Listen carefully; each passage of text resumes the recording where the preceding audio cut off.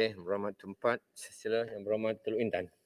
Terima kasih Datuk Seri Pengerusi kerana izinkan saya mengambil bahagian dalam perbahasan peringkat jawatan kuasa Kementerian Pertahanan.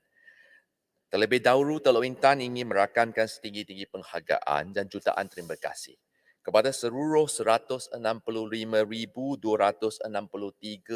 orang anggota pertahanan kita, sama ada dari tentera darat, tentera laut dan tentera udara, atas jasa mereka yang sanggup berkorban, menabur bakti, mengorban diri untuk mempertahankan ibu pertiwi kita yang tercinta ini. Tuan Yang di-Pertua, saya bangun dan ingin bangkitkan 5 perkara. Pertama, di bawah kepala 02000 iaitu pertahanan negara. Saya ingin bertanya kepada Yang Berhormat Menteri, apakah perkembangan terkini Defence White Paper yang telah pun diluluskan oleh Dewan Yang Mulia ini telah mengesyorkan supaya kementerian demi memperbaharuan Kementerian Pertahanan menubuhkan 3 jawatan kuasa induk iaitu Defence Investment Committee, Policy Committee, Reformation and Implementation Committee, apa sudah terjadi kepada Kertas Putih Pertahanan Negara dan apakah pencapaian selaras dengan pembentangan kertas tersebut. Yang kedua adalah selaras dengan semangat keluarga Malaysia. Apakah dasar kerajaan dan usaha-usaha kerajaan untuk menggalakkan kaum-kaum bukan Melayu supaya menyertai pasukan anggota keselamatan kita, supaya ia mencerminkan semangat saudara mara kita sebagai keluarga Malaysia. Ini sangat penting untuk mempermalukan imej ke masyarakat majmuk Malaysia yang tercinta ini. Perkara ketiga adalah tentang di bawah perkara 00200, kelengkapan.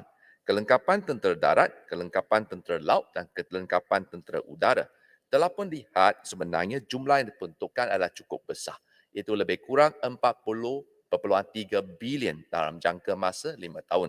Dan tahun depan ada peningkatan sama ada kelengkapan tentera darat meningkat 51% kepada 1.3 bilion. Tentera laut 1.08 bilion ataupun tentera utara 1.68 bilion ringgit. Saya nak tanya kepada menteri khususnya apabila kedudukan tanah air kita di Global Defence Integrity Index sedang merosot, adakah kerajaan mengambil langkah supaya saya mengesyorkan supaya kementerian menubuhkan High Level Independent Audit Committee untuk memastikan semua firearm procurement ini tepat kepada standard operating procedure dan mencerminkan tahap integriti yang paling tinggi. Yang perkara yang ketiga adalah beberapa peruntukan yang perlu penjelasan. Pertama, yang perkara ketiga adalah penyelidikan pembangunan dan pelaburan.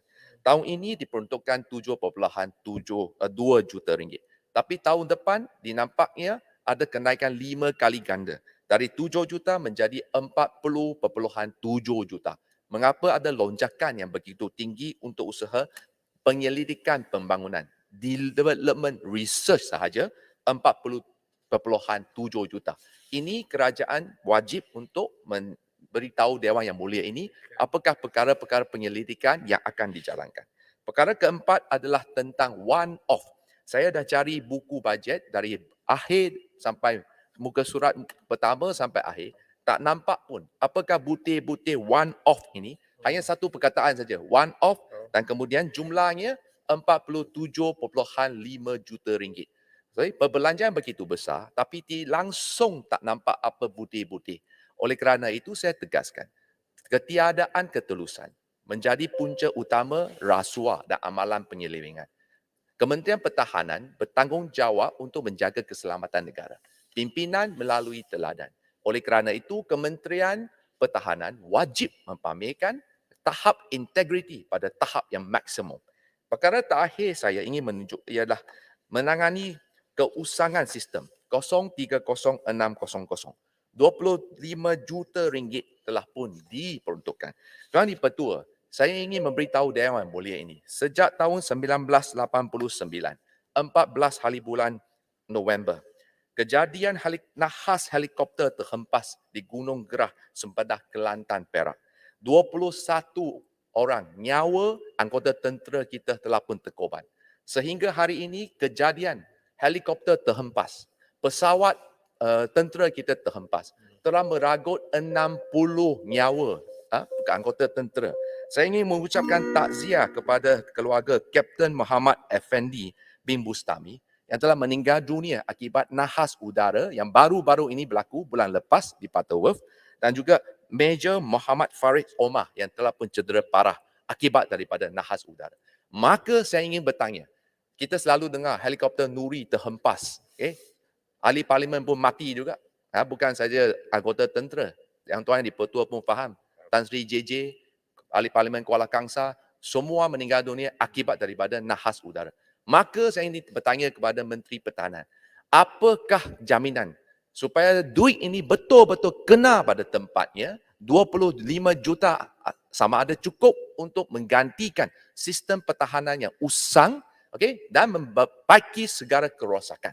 Saya minta penjelasan demi kepentingan negara dan juga rakyat. Sekian, terima kasih. Terima kasih Tuan Intan. Seterusnya